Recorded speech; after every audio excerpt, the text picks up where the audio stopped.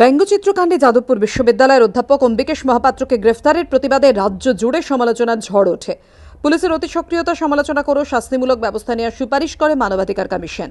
এরপর কাটতে চলল প্রায় একটা বছর, কিন্তু অম্বিকেশ মহাপাত্রকে নিয়ে শাসক দল যে তাদের পুরনো অবস্থাতেই অনড় তা আরও একবার স্পষ্ট হয়ে গেল বৃহস্পতিবার আলিপুর আদালতে মামলার শুনানিতে। 5 জনের নামে অভিযোগ থাকলেও অম্বিকেশ মহাপাত্র, সুব্রত সেনগুপ্ত ছাড়া বাকি 3 জনের নাম কেন চার্জশিট থেকে বাদ দেওয়া হয়েছে তা নিয়ে এদিন আদালতে প্রশ্ন তোলেন অভিযোগকারী তৃণমূল নেতা অমিত সর্দারের আইনজীবী। নেক্সট ডেট দিয়েছেন 26/4, সেদিন আমি একটা পিটিশন ফাইল করব যে কেন এদের 3 জনকে বাদ দেওয়া হলো এই কেসে। জামিনে মুক্তি পাওয়ার পর স্থানীয় তৃণমূল নেতা অমিত সর্দার সহ 4 জনের বিরুদ্ধে পাল্টা মামলা রুজু করেন অধ্যাপক অম্বিকেশ মহাপাত্র। এদিন সেই মামলারও শুনানি হয় আলিপুর আদালতে। আদালতে হাজির ছিলেন অম্বিকেশ মহাপাত্র এবং সুব্রত সেনগুপ্ত।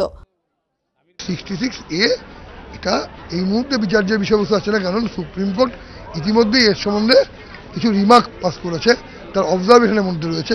সেভাবেই এত সহজে 66A কোনো মানুষকে আসামি করা যায় না। প্রসঙ্গত, ব্যঙ্গচিত্রকাণ্ডে গত বছর 12 এপ্রিল যাদবপুর বিশ্ববিদ্যালয়ের অধ্যাপক অম্বিকেশ মহাপাত্রকে গ্রেফতার করে পুলিশ।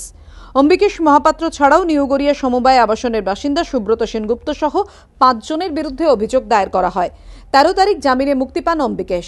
5 জনের বিরুদ্ধে পাল্টা মামলা করেন তৃণমূল নেতা অমিত সর্দার। এরপর 19 জুলাই মামলায় চার্জশিট দেয় পুলিশ।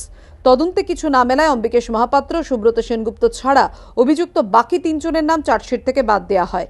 সে নিয়ে এদিন আদালতে প্রশ্ন তোলেন তৃণমূল নেতা অমিত সর্দারের আইনজীবী। আগামী 26 এপ্রিল মামলার পরবর্তী শুনানি। রাজর্ষি দত্তগুপ্তের রিপোর্ট, এবিপি আনন্দ।